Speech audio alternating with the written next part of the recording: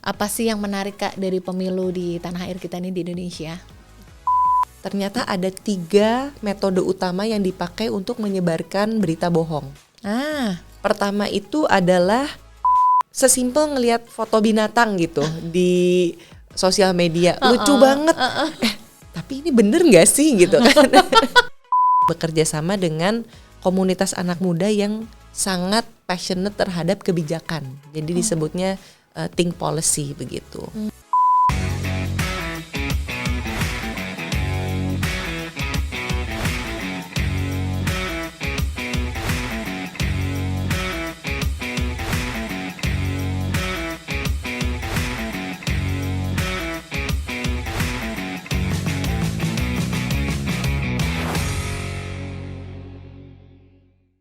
Halo, apa kabar teman pemilih? Senang sekali bisa ketemu teman pemilih semua di kanal YouTube Komisi Pemilihan Umum Republik Indonesia.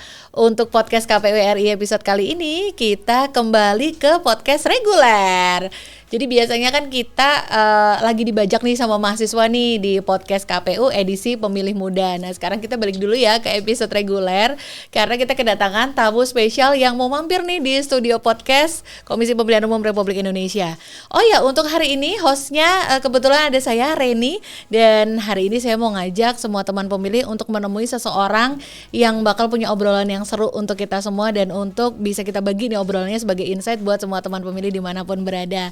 Kita sapa dulu dong yang sudah hadir bersama saya di studio podcast kali ini. Ada Kak Ana. Hai. Halo. Hai Kak Ana, apa Reni. kabar? Apa kabar? Baik, sehat. Terima kasih. Mbak Reni gimana? Alhamdulillah, terima kasih. Sehat juga Kak Ana, terima kasih udah bertanya.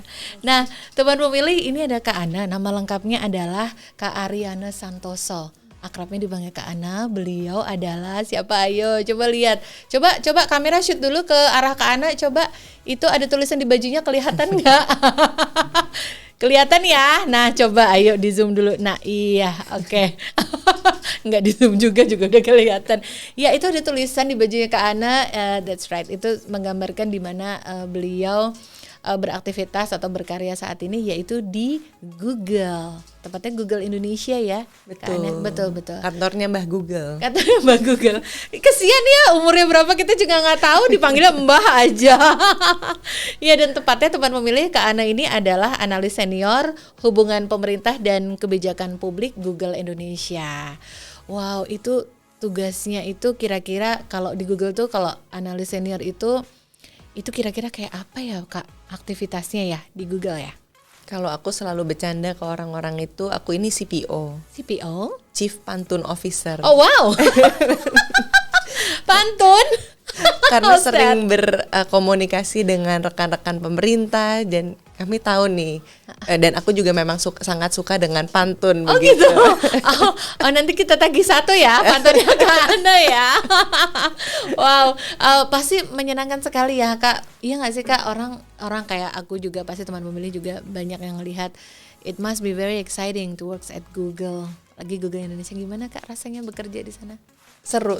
Jadi mungkin Mbak Reni juga sempat main ke kantor kami begitu.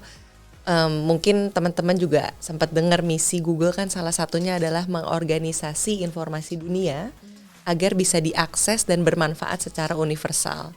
Jadi produk-produk kami itu memastikan informasi itu bisa terorganisasi dengan baik gitu. Nah jadi memang kalau orang ngomong never a dull moment at Google. Oh wow. Setiap hari ada aja gitu. Ada aja. Mau itu produk baru atau mungkin dari sisi kebijakannya, dari sisi kerjasama dengan mitra, dengan pemerintah atau mungkin dari masyarakat itu memang seru banget. Dan kebetulan tahun ini aku juga ditugaskan memiliki amanat untuk membantu support Google terhadap mendukung pemilu 2024 begitu. Ternyata juga ada perhatian khusus nih ke pemilu 2024 nanti ya Kak Ana ya. Tapi sebelum kita ngobrolin apa sih karya-karya yang kira-kira dilakukan Google khususnya untuk jelang pemilu 2024 nanti, kita juga pengen tahu lebih banyak nih bagaimana sekarang dari Kak Ana dulu deh yang sebagai person yang bekerja di Google-nya Kak, ada ini nggak sih Kak kalau di ambience-nya di pekerjaan Kakak itu apakah juga kesenggol gitu Kak sama kabar-kabar atau aura-aura udah di pesta demokrasi nih, karena itu udah di tengah tahapan pemilu 2024 ya. Kerasa nggak sih Kak ambience-nya gitu kalau di tengah pegawai-pegawai Google gitu? Iya, terutama mungkin di tim gitu, semuanya sangat semangat untuk menyambut pesta demokrasi gitu. Ini kan bukan sesuatu yang kejadian tiap tahun, dan ini juga menunjukkan Indonesia ini sebagai negara yang keren banget gitu. Secara geografis kan sangat luas, banyak pulau, tapi direct elections terbesar begitu kan, tahun 2000 pemilihan langsung yang terjadi dalam 1-2 hari gitu. Yang satu hari 14 November, yang satu lagi nanti di November untuk pemilihan kepala daerah begitu kan. Iya, betul. Keren banget. Keren banget karena di 2024 itu ya kita akan melakukan 2 pemilihan, makanya dibilang pemilihan pemilu serentak. Karena yang pertama itu kita lakukan pemilu legislatif dan juga pemilu presiden, kemudian kan ada 5 yang dipilih ya Kak, DPR RI, DPD RI, kemudian DPRD Provinsi dan Kap Kota itu di 14 Februari 2024. Iya betul. Betul, kemudian pilkada serentak dilakukan di November 2024 juga. Jadi kita bakal lihat banyak wakil rakyat gitu atau kepala daerah nyalon bareng ya. Nyalon bareng. Dibarengkan gitu. Dibarengkan. Jadi ini akan jadi bagian dari peristiwa sejarah dunia, yang bagian dari sejarah dunia yang luar biasa nih Kak. Jadi kita patut sangat senang untuk bisa mengexperience atau mengalami hal ini ya. Baik itu kayak kami sendiri di penyelenggara atau seperti Kak Ane sebagai warga negara dan juga sebagai pemangku kepentingan yang berada di sekitar pemilu ya.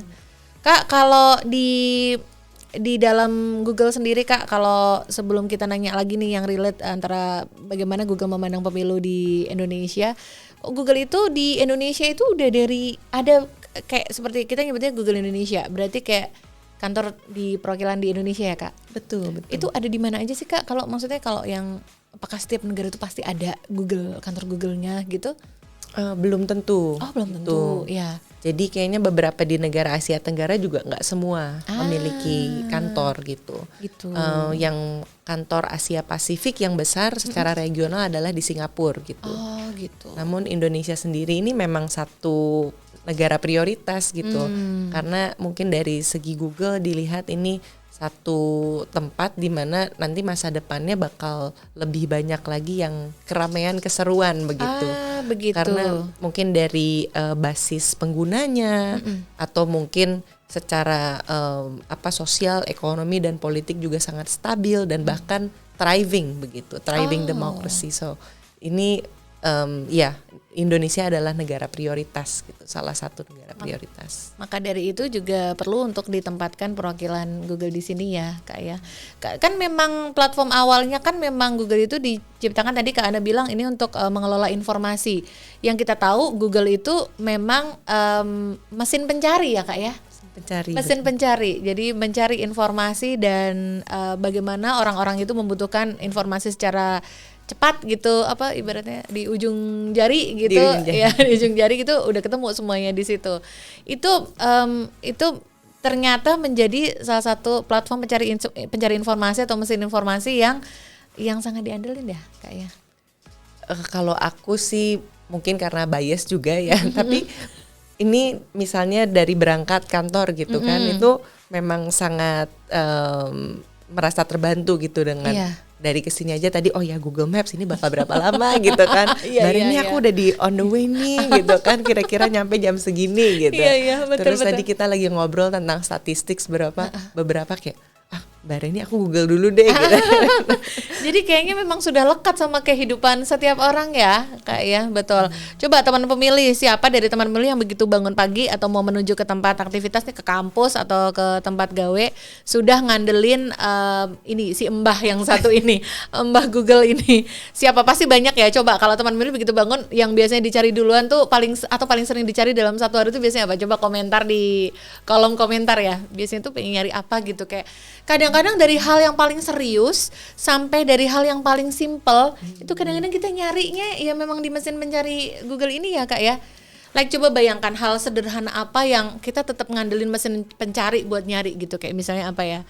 Misalnya hal yang paling sederhana yang pernah kita cari di Google itu apa sih? Kayak hari ini misalnya batik batik ada nggak batik Kalimantan gitu misalnya ya, itu hal sederhana nggak sih, kayak hal yang kadang-kadang itu random tapi kayak kita ngandelin si mesin pencari ini gitu ya. Betul. Dan sekarang juga ada namanya Google Lens itu bisa membantu pencarian dengan ngambil foto gitu. Misalnya gitu, ada, Kak. waduh, kumpul sama temen bajunya bagus banget motifnya gitu. Nah itu nanti ini kira-kira di foto nanti bisa bantu cari gitu. Oh gitu. Ini tersedianya di platform mana, pembeliannya gimana gitu. Oh wow, sudah ada yang seperti itu. Ada yang seperti itu. Itu sudah juga. di launching Kak atau sudah? Sudah ada. Oh sudah ada.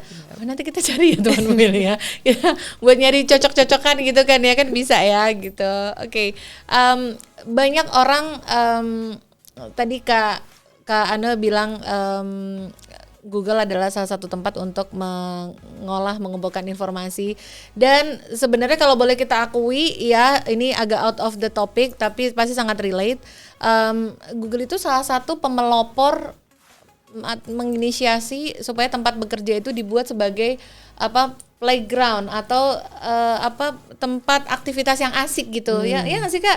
Dulu tuh orang kalau mau bikin kantor gitu, suatu private company gitu, untuk bikin kantor itu referensinya kantor keren itu ya pasti kayak Google ya nggak sih, yang kayak banyak area bekerjanya itu nggak yang meja kursi kantor yang serius, tapi lebih kayak area playground, terus free flow makanan ya kan, makanan ada banyak gitu, itu kan inspiring banget ya. Kayaknya sekarang semua kantor-kantor yang baru berkembang kayak misalnya startup itu kayak banyak yang ngambil dari situ ya nggak sih Kak? Mungkin yang orang biasa stereotipikal kantor Google tuh nanya ada bean bagnya nggak gitu. Iya kayaknya pertama kali bean seperti bag. itu ya, bean bag ada di kantor gitu ya, di kantor Google itu. Atau meja pingpongnya di mana gitu. Betul itu juga. hal-hal yang orang-orang suka tanyakan gitu. Iya, Cuman yang mungkin aku seneng adalah yaitu cara kerjanya juga sangat terbuka gitu, dari lokasi duduk gitu, kita sama bos duduknya ya satu barisan gitu, nggak ada sekat, nggak ada apa. Iya. Nah, itu juga memudahkan komunikasi begitu. Betul. Hal-hal yang banyak menginspirasi ya, tidak hanya dari produk-produknya tapi juga dari bagaimana mengembangkan usaha ini ya, atau company ini. Hayo, siapa teman milenial sudah pernah datang ke kantor Google? Hayo. Jadi kalau datang ke sana itu di hall depan itu, di entrance-nya itu sudah ada kayak tembok ya Kak. Itu isinya kalau nggak salah ada berapa? 16 layar ya. Iya nggak sih Kak yang ada itu? Wah, aku juga belum ngitung Mbak. Yang search trend ya. Iya, search trend. Jadi ada layar digital isinya berapa belas kotak, itu 12 atau 16 kotak. Itu hal-hal yang trending di dunia saat itu.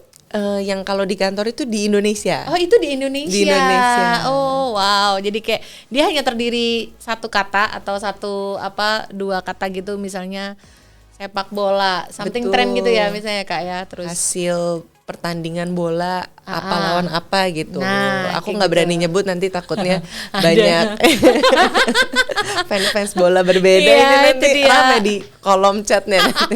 Itu juga anything trend gitu of the day gitu ya Kak. Betul. Dari makanan, K-pop, apapun gitu yang sedang lagi dicari orang di saat itu ya kayak seru banget loh. Nanti kalau ada kesempatan tuh jangan sia-siakan pergi ke sana. Siapa juga yang mau nyanyiin ya. Oke, ngobrolin bagaimana Google ingin mengambil peran atau telah mengambil peran dalam pemilu 2024. Kira-kira Kak, concernnya Google Indonesia terhadap pemilu 2024 itu di hal apa aja sih Kak? Iya, ini pertanyaan bagus sekali gitu kan, karena orang juga mikir wah sebenarnya Google ngapain aja gitu kan. Berarti ini bisa dimulai dengan concerns gitu, apa aja yang menjadi hal-hal yang kami sangat perhatikan.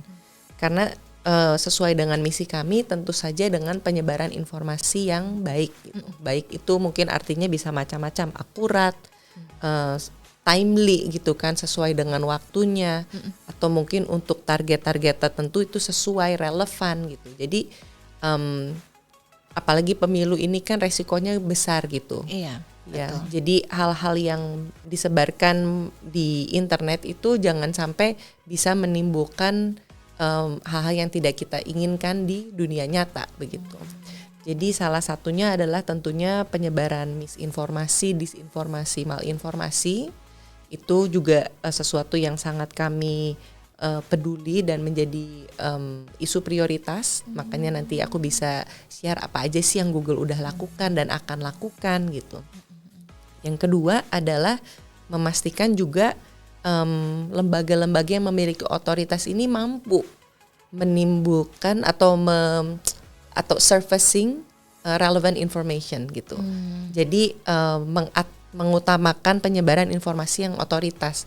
Jangan sampai masyarakat nanti mendapatkan informasinya dari sumber-sumber yang tidak terpercaya gitu. Maka dari itu makasih banget Mbak Reni sempat kerjasama juga kan. Untuk beberapa pelatihan kami memastikan website-website pemerintah yang relevan, yang memiliki otoritas ini dapat mendorong penyebaran informasi yang bagus gitu.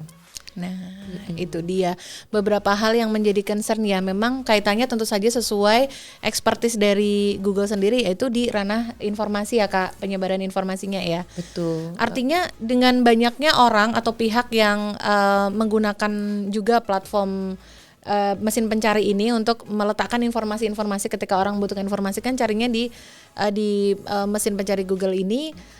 Sudah banyak tersedia informasi di situ. Berarti memang ada dukungan dan juga ada concern serius terhadap lembaganya juga ya Kak ya.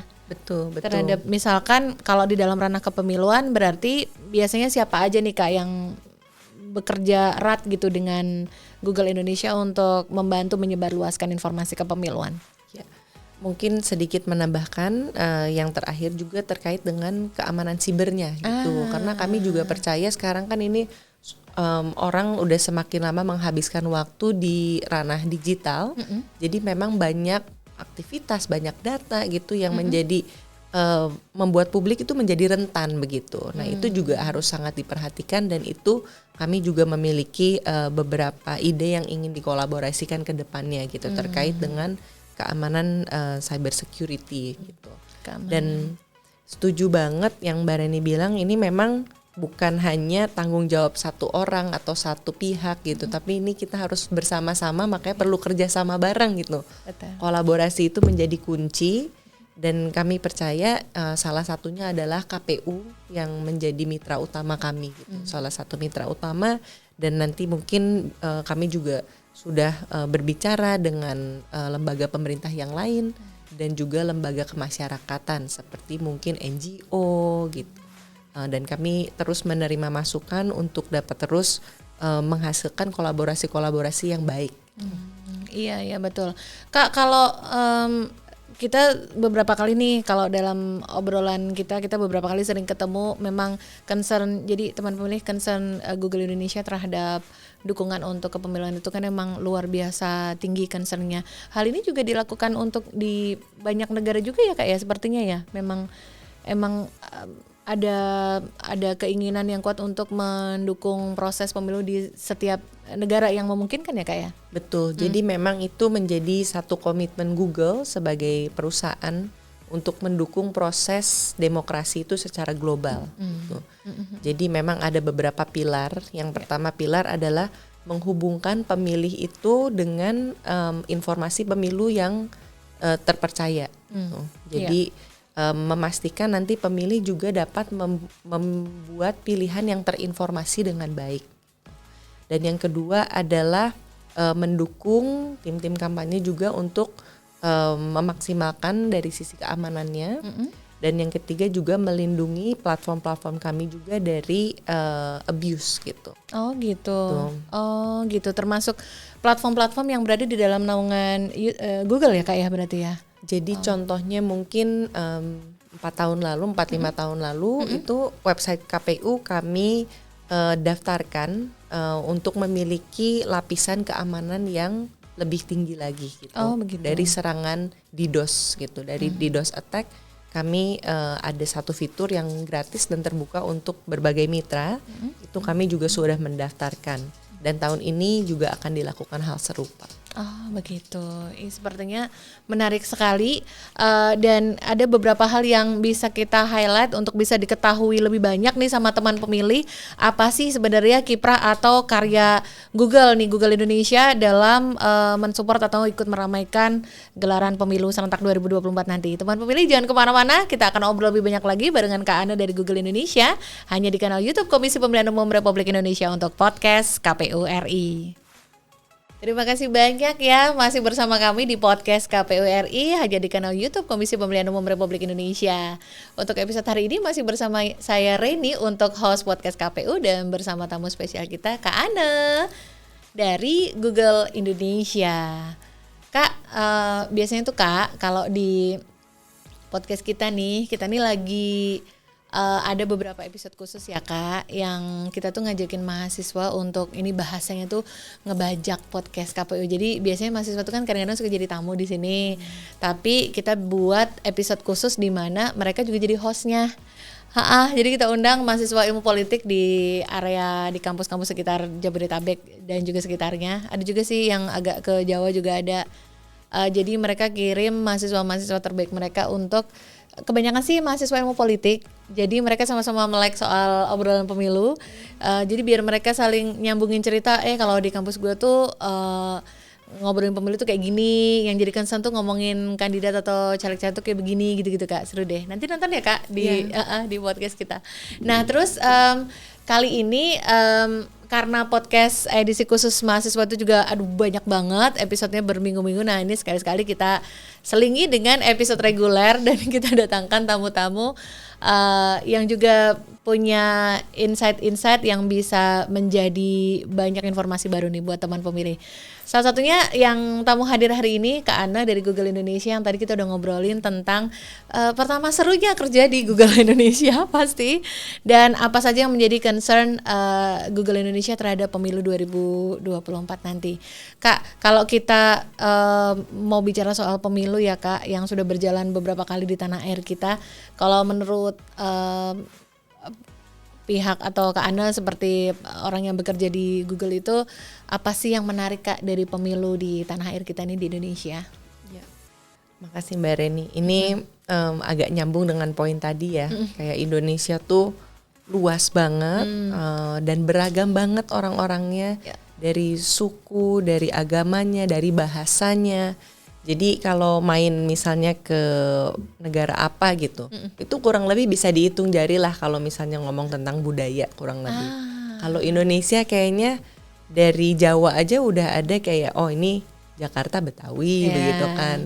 Aku dari Bandung Sunda gitu kan. Sundanya juga ada berbagai macam rasa gitu ya. Jadi ayah ibu dari Tasik itu yang Sundanya halus banget gitu. Tapi kalau mungkin ke Sukabumi udah beda lagi gitu. Nah ini insights dan konteks Indonesia sebagai negara yang sangat beragam itu menarik sekali gitu. Dan populasinya besar dan juga jadi memiliki populasi warga muslim terbesar di dunia dan tetap menjadi negara demokrasi. Nah itu menurutku salah satu hal yang membuat pesta demokrasi di Indonesia itu menjadi sangat spesial. Jadi spesial dan apalagi karena dilakukan hanya 5 tahun sekali. Dan sekaligus juga melegitimasi bahwa kita adalah warga negara dunia yang boleh memilih langsung pemimpinnya. Ini akan menjadi hak istimewa yang sepertinya memang sayang sekali kalau tidak dipergunakan ya Kakak ya. Betul. Teman pemilih juga nih, makanya jangan lupa untuk memastikan sudah terdaftar sebagai pemilihkah di pemilu 2024 nanti. Karena caranya gampang banget nih Kak, kalau kita mau ngecek apakah kita terdaftarnya di TPS yang mana, itu kita bisa masuk ke laman cekdptonline.kpu.go.id. Di situ kita tinggal masukin NIK dan udah ketahuan deh Kak Ana memilihnya di TPS nomor 7, RT berapa, RW berapa, kayak begitu. Sama teman pemilih juga yang belum ngecek nanti milihnya di TPS mana, silakan langsung akses ya nih di sini cekdptonline.kpu.go.id. Itu gampang banget. Nah, Kak Ana kalau melihat bagaimana menariknya pemilu di tanah air kita di Indonesia, kira-kira Google itu apakah juga memiliki rencana-rencana baik yang akan turut memberikan peluang kepada masyarakat untuk semakin teredukasi gitu Kak terhadap pemilu 2024 nanti? Iya, ini juga salah satu hal yang sedang kami jalani dengan berbagai macam mitra begitu. Jadi aku ingin share beberapa kolaborasi yang sudah terjalin gitu, terutama untuk meningkatkan kemampuan literasi digital dan media. Gitu. Yang satu mungkin teman-teman pernah dengar nggak nih, apalagi yang di SMA atau universitas ada program kerjasama dengan Mavindo itu sebutnya Tular Nalar. Tular Nalar. Jadi menularkan nalar begitu. Jadi mengajarkan cara berpikir kritis di mana orang-orang ketika menerima berita itu gak hanya langsung di forward aja atau langsung dikonsumsi, tapi ada cara-cara untuk berpikir kritis dan bagaimana mengkonsumsi informasi itu dengan lebih bertanggung jawab gitu. Gitu. Dan ini reinvestasi sebenarnya karena programnya sudah berjalan ini tahun keempat. Dan targetnya adalah menjangkau 1,6 juta orang. Wow, banyak ya Kak ya? Iya, Banyak jadi itu. 1,3 juta itu pemilih utama dan 300.000 itu pemilih lansia. Malah lansia. Lansia, betul. Oh gitu. Kenapa gitu Kak? Kenapa segmen itu malahan yang juga ditengok? Iya, karena kami nyadar kebanyakan program-program literasi digital itu fokusnya banyak ke anak muda memang. Namun kadang-kadang coba teman-teman yang suka ada di grup bareng sama ayah, ibu, atau bibi, atau paman, kadang-kadang dikirim informasi yang aduh bibi ini kayaknya gak bener deh gitu kan. Atau kalau mau sehat gitu kan makan jus jahe 1 liter gitu atau apa gitu, itu yang kecil-kecil dari mungkin misinformasi. Namun ketika di masa pemilu ini kan resikonya lebih besar lagi. Nah, jadi kebiasaan untuk langsung forward atau apa, sebenarnya niatnya baik itu. Karena orang Indonesia itu kan sangat komunal. Komunal. Ya, jadi and generous ya Kak. Betul. Murah hati. Betul. Ada informasi mau dibagikan gitu. Nah, itu salah satu programnya. Itu akan ada di 38 daerah atau provinsi selama 2 tahun ke depan gitu. Yang kedua adalah pre-banking campaign. Nah, ini penting banget nih Mbak Reni ya. Penting nih, pre-banking itu kayak kita ada upaya-upaya untuk melakukan membangun situasi supaya orang tuh udah siap duluan gitu ya. Betul. Imunisasi sebelum orang-orang terpapar dengan disinformasi gitu ya Kak. Betul. Gimana tuh Kak, apa yang dilakukan? Nah, jadi kami juga sudah ada namanya unit dalam Google itu Jigsaw. Iya, ini fokus untuk mengadres, jadi mencari solusi atas tantangan-tantangan di dunia internet gitu. Salah satunya misinformasi. Jadi udah ada riset di Indonesia ini, ternyata ada 3 metode utama yang dipakai untuk menyebarkan berita bohong. Pertama itu adalah konteks distortion. Jadi kalau mendengar sesuatu konteksnya dikaburkan. Nah, ini teman-teman hati-hati nih kalau misalnya nanti udah mendekati pemilu, tiba-tiba loh konteksnya kok beda, nggak nyambung gitu kan. Nah, ini salah satunya. Kedua adalah emotional manipulation. Memanipulasi emosi. Kalau baca orang jadi kesel, jadi sedih, jadi marah, jadi bersalah. Nah, ini teknik-teknik yang dipakai. Yang ketiga adalah discrediting. Jadi ketika nanti mungkin ada satu tokoh kandidat politik atau mungkin caleg itu diskreditkan. Mungkin dibilangin dia berasal dari keluarga yang seperti ini. Dia berbohong tentang sukunya atau ternyata agamanya tidak sesuai dengan yang dia omongkan. Agamanya lain. Nah, itu mendiskreditkan sehingga orang jadi wah iya emang ini orang nggak bisa dipercaya gitu. Tapi itu satu teknik yang sering dipakai untuk penyebaran misdis dan malinformasi begitu. Itu pre-banking. Kami juga akan bekerja dengan beberapa NGO dan juga beberapa lembaga yang akan kami jajaki begitu. Itu menarik banget. Ya, jadi dilakukan dulu langkah-langkah pencegahan dengan cara lebih dulu memberikan informasi-informasi yang benar. Ibarat analoginya imunisasi ya Kak ya. Jadi dikebalin duluan. Dikebalin dulu. Biar kalau datang serangannya udah mental deh gitu. Betul. I see ya. Kak itu bentuk aktivitasnya bisa seperti apa ya Kak? Menginformasi atau mempribangkingkan seperti misalkan lansia itu pakai metode apa ya Kak ya? Iya, jadi memang banyak tahapnya begitu. Jadi yang pertama adalah kampanye gitu, supaya orang tahu dulu aja. Karena kalau nggak tahu, ya nggak akan sadar gitu. Iya. Yang kedua mungkin ketika udah aware itu engage. Jadi membuat mereka bisa mengengage dengan materinya. Mungkin itu nge-share kah? Atau mungkin itu ngomong ke temennya kalau lagi ngopi, lagi kumpul-kumpul, tahu nggak sih 3 metode utama yang dipakai untuk menyebarkan berita bohong gitu. Yang ketiga adalah action gitu. Jadi kalau itu terjadi ngapain gitu. Dan ini penting banget ya Mbak Reni ya, karena kadang-kadang sekarang juga apalagi dengan meningkatnya pemakaian AI, kadang juga aku bingung sesimpel ngelihat foto binatang gitu di sosial media, lucu banget. Tapi ini bener nggak sih gitu kan? Iya nggak sih, iya benar. Iya ada kemajuan di dalam dunia digital yang di beberapa titik membuat kita juga jadi was-was ya, deg-degan ya. Apalagi kalau itu dibawa ke ranah yang kurang bertanggung jawab ya, untuk menipu misalnya dulu amit-amit gitu. Tapi ada hal menarik ya Kak, aku mau bagiin cerita salah satu tamu podcast itu. Dulu kita punya beberapa mahasiswa, kalau ada obrolan atau dugaan atau sangkaan nih, kalau anak muda Indonesia sekarang itu, generasi sekarang tuh makin bahasanya mohon maaf makin lembek, terus juga nggak peduli dengan situasi politik. Sepertinya nggak juga ya, kayaknya itu terlalu mengeneralisir aja.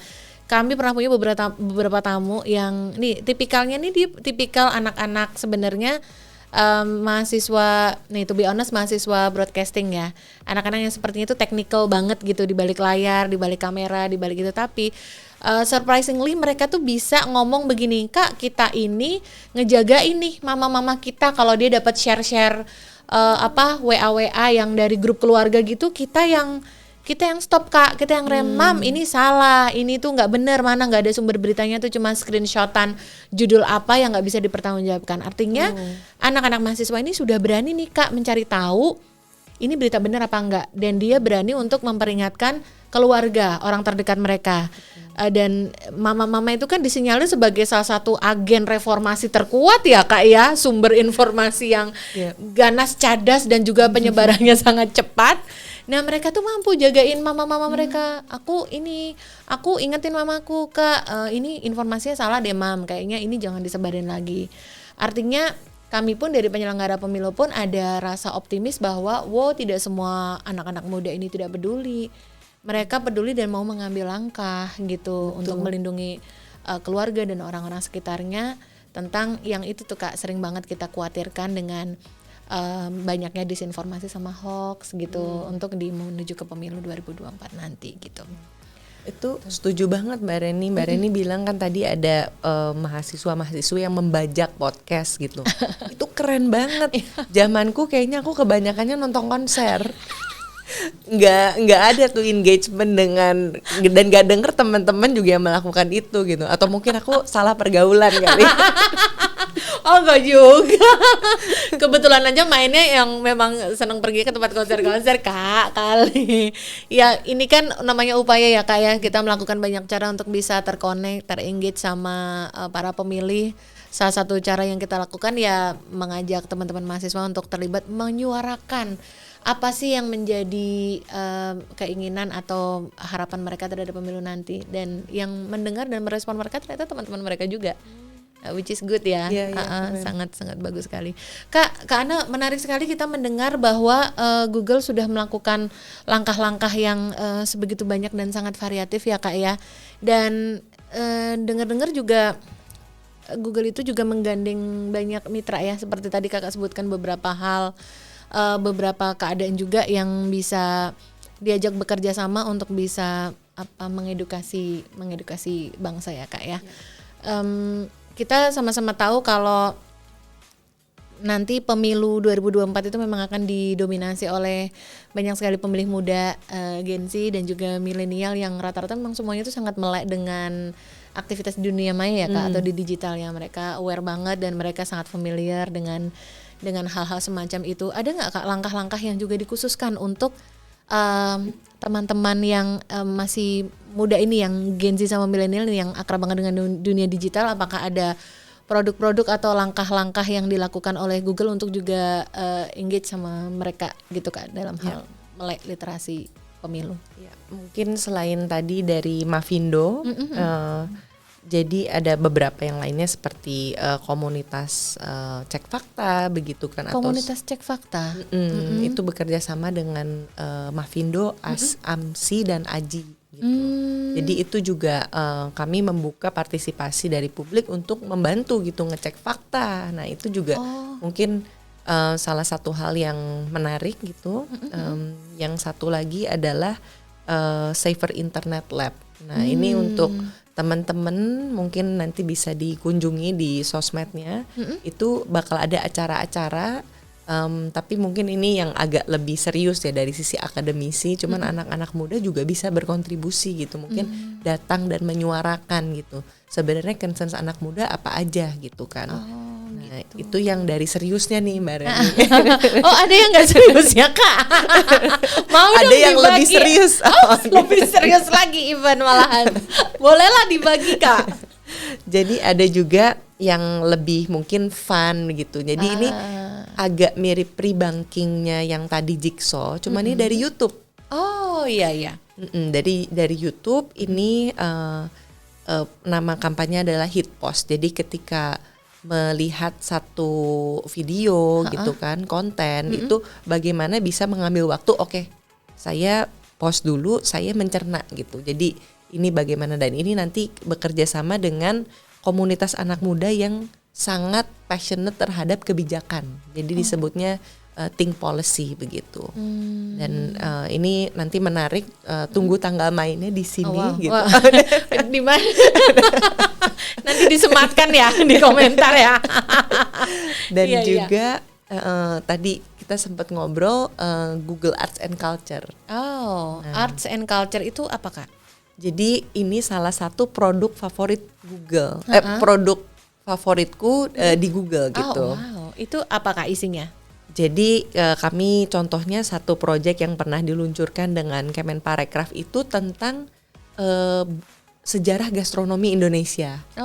Termasuk makanan? Betul, ada resep-resep nanti gimana masak rendang, apa, nah itu ada. Nah kami sekarang lagi melihat apakah bisa menggunakan platform ini juga untuk menampilkan sejarah demokrasi atau dari sisi pemilu Indonesia begitu. Ini masih dalam proses, cuman kami sangat senang gitu. Dan nanti ini akan jadi inisiatif nirlaba, jadi tidak berbayar, dan ini juga akan terbuka, dapat diakses oleh publik secara gratis. Berarti kayak dia ditaruh sebagai banner gitu ya Kak, atau apa kayak button gitu, orang bisa melihat misalnya sejarah, misalnya orang yang teman-teman yang memang punya pertanyaan yang banyak soal pemilu, kayak pemilu di Indonesia ada dari kapan, siapa saja yang menang dalam pemilu misalnya, mungkin info-info kayak gitu ya Kak ya mungkin ya. Nah ini masih diramu begitu ya Mbak Reni. Cuman kalau yang di beberapa negara, contohnya di Amerika, Amerika itu orang Amerika sangat peduli terhadap hewan peliharaan presiden.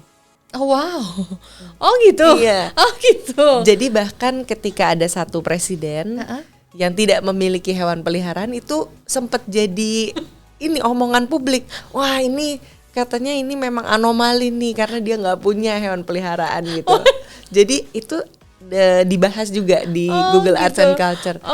Presidential pets across the years misalnya kayak gitu. Nah itu menarik. Itu obrolan yang sebenarnya terlihat sangat ringan, tapi mungkin bisa meng-engage banyak orang ya Kak ya. Judul seperti itu ya. Apa mau dicoba Kak gitu? Binatang peliharaan Presiden Indonesia dari masa ke masa gitu mungkin. Kayaknya belum pernah ada loh ya yang ngebahas gitu. Coba. Bisa juga. Coba bisa ya. Menarik banget itu. Simple tapi ya sangat clickbait kalau bahasa Betul. medianya. Benar. Itu kayaknya menarik banget. Kak, aku mau meng-highlight juga yang tadi Kakak sempat sebut dengan cek fakta ya, Kak. Cek fakta. Artinya ini sebuah platform atau sebuah mekanisme bagaimana supaya untuk mengajak orang-orang tuh mau mengecek gitu ya, Kak. Sebenarnya ini komunitas bekerja sama dengan komunitas jurnalis. Oke. Dan udah berjalan, aku kurang tahu, ini dipelopori oleh Google News Initiative. Dan tahun ini untuk mendukung pemilu itu Google memberikan grant sebesar 1,2 juta atau 18,7 miliar untuk cek fakta gitu. Jadi nanti mungkin ada workshop untuk wartawan, bagaimana tools apa yang bisa dipakai untuk cek fakta gitu, atau memastikan hasil jurnalisme itu juga bisa mendorong penyebaran berita yang otoritatif. Oh gitu. Itu bukankah sebuah mekanisme yang juga bisa dipakai oleh masyarakat Indonesia untuk mengetahui ini sebuah informasi, ini apakah fakta atau hoax seperti itu ya, Kak ya? Betul, dan nanti ada elemen pendidikan literasi digitalnya juga memang. Gitu.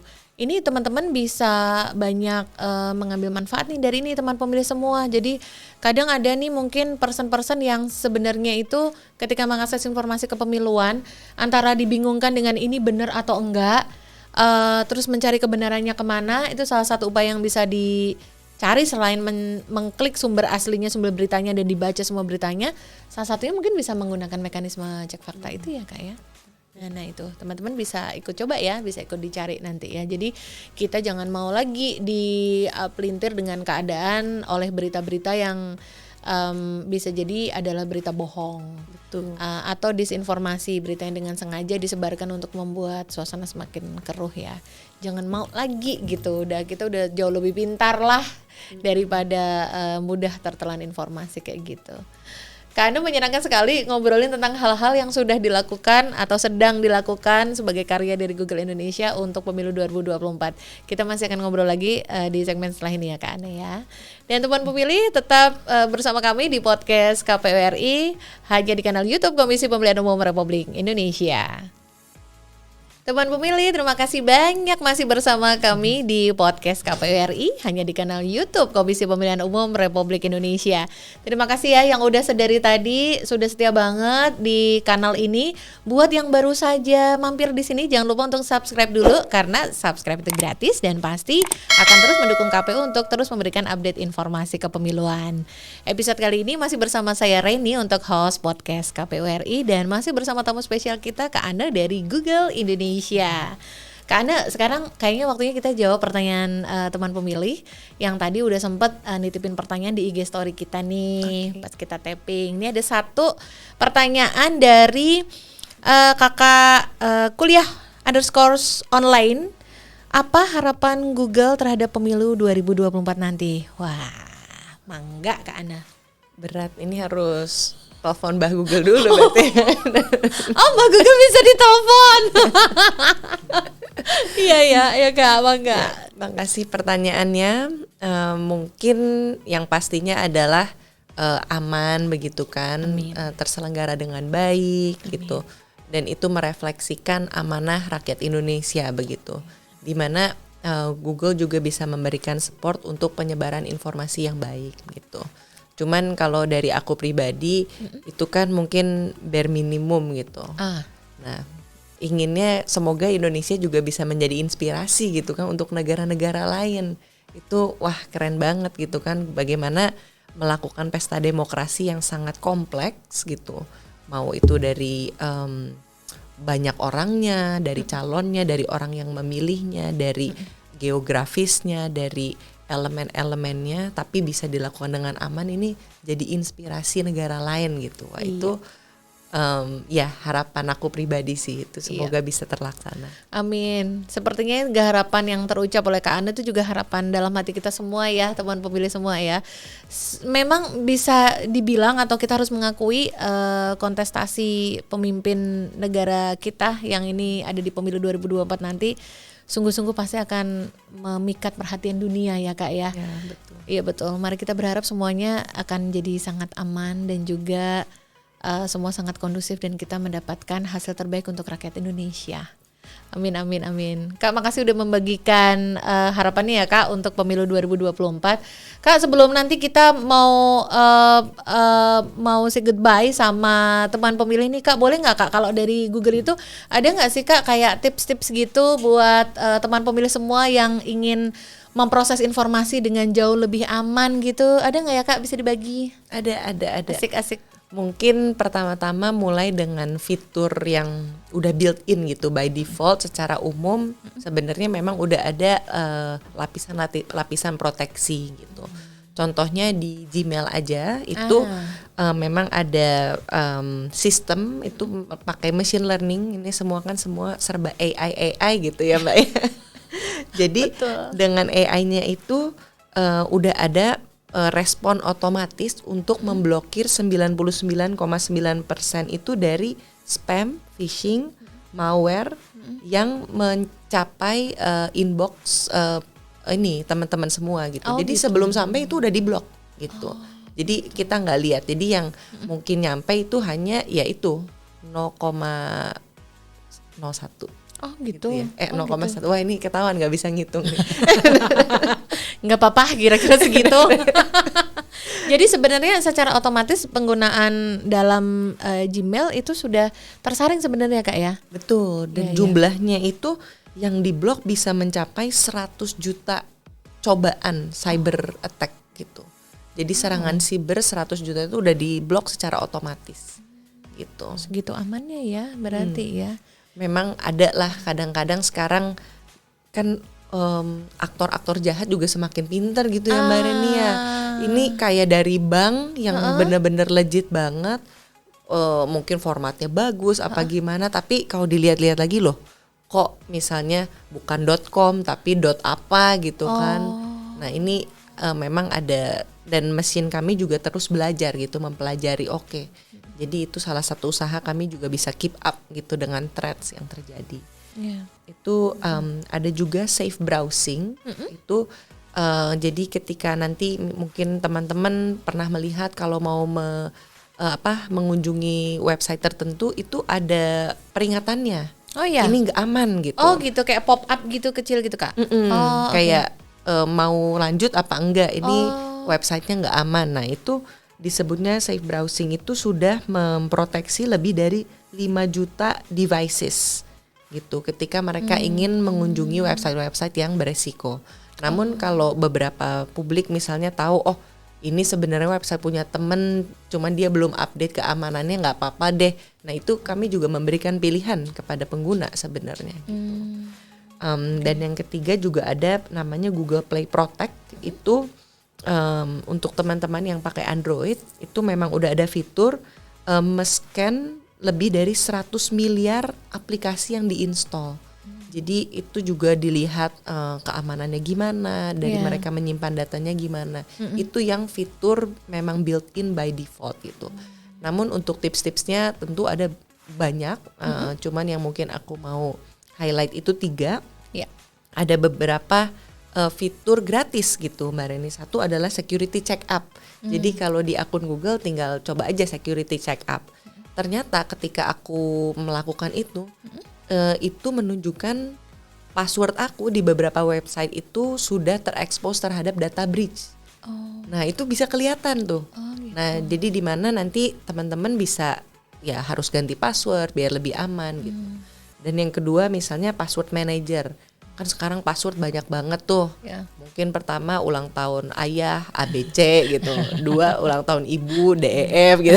Itu pusing gitu kan.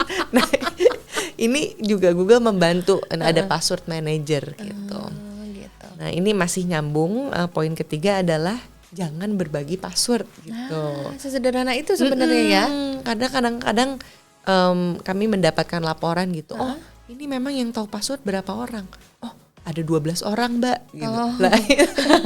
Nah itu komunal ya. Iya betul. Suka berbagi kan orang Indonesia. Benar juga. Gitu. Termasuk password gitu disedekahkan gitu. Jumat berkah gitu ya. Iya Kak, iya betul. Harus hati-hati aja. Hati-hati ya. Iya. Walaupun sesederhana password yang memang hanya untuk akses dokumen pun ya, justru itu yang nggak boleh meleng gitu ya. Betul. Ibaratnya. Jadi 3 itu ya kayak tipsnya ya. Sebenarnya banyak sih dan ada di website kami, bisa dikunjungi gitu tips-tips yang bagaimana memastikan akun Google-nya aman. Cuman yang aku bisa share mungkin cukup relevan dan cukup gampang diingat tiga tadi. Ya. Baik, mudah-mudahan ini jadi insight yang bagus buat teman pemilih semua. Sembari kita juga belajar pemilu, kita juga belajar mengamankan informasi-informasi yang kita miliki ya, gitu, dijaga baik-baik gitu. Sebaik menjaga pujaan hati gitulah ya betul. Kakak, makasih banget udah berbagi ya tips bagaimana untuk mengamankan informasi-informasi yang kita punya. Sekarang kita pingin minta nih ke Ana, ada pesan apa buat teman pemilih yang nontonin podcast KPUI ini terkait nanti gelaran di pemilu 2024, apalagi khususnya tentang expertise yang dilakukan oleh Google di Indonesia. Mangga Kak? Mungkin beberapa hal. Yang pertama, jangan lupa pantengin kanal-kanal informasi KPU gitu sebagai lembaga yang otoritatif, yang punya sumber informasi terpercaya gitu. Jadi mungkin nanti dari bagaimana cara memilih gitu kan, milihnya di mana, ngecek semua halnya itu, kesiapan untuk pemilunya itu sangat dianjurkan begitu kan. Yang kedua ya, kalau dulu ada iklan tuh waspadalah, nah itu juga penting tuh, waspadalah jika menerima informasi gitu, dan menjadi bijak gitu. Mungkin bisa diingat tadi 3 metode utama yang dipakai untuk menyebarkan berita bohong. Kalau itu mendistorsi konteks, kalau itu memanipulasi emosi, dan kalau itu mendiskreditkan orang, nah itu hati-hati gitu. Dan juga mungkin bisa pantengin sosial medianya Google untuk program-program yang terkait dengan literasi digital, atau mungkin tadi ada Safer Internet Lab gitu kan. Dan yang terakhir adalah tetap semangat dan optimis gitu, karena ini namanya pesta. Iya, karena jangan sampai pemilu harus gini harus ini, enggak, karena ini seru banget gitu, dan satu privilege gitu, satu hal luar biasa yang menjadi hak warga Indonesia gitu. Nggak semua negara di dunia ini memiliki kesempatan seperti ini untuk memilih wakilnya, presidennya, dan juga wakil rakyatnya secara langsung, dan bahkan nanti ada kepala daerahnya gitu. Betul. Thank you banget ya Kak sudah mengingatkan teman pemilih semua akan hak-haknya dan juga apa saja yang bisa mereka lakukan untuk menjaga diri dan juga pemilu kita tetap kondusif dan terbaik untuk rakyat Indonesia. Kak Ana, terima kasih banyak sudah meluangkan waktu mampir di podcast KPRI. Mudah-mudahan nanti kita bisa mampir lagi, ngobrol lagi ya. Siap. Terima kasih, dan tentu saja penghargaan yang tertinggi juga kepada Google Indonesia yang telah memfokuskan dan juga memberikan sumber daya dan karyanya untuk membantu mengedukasi masyarakat Indonesia terkait khususnya pemilu 2024 nanti ya Kak.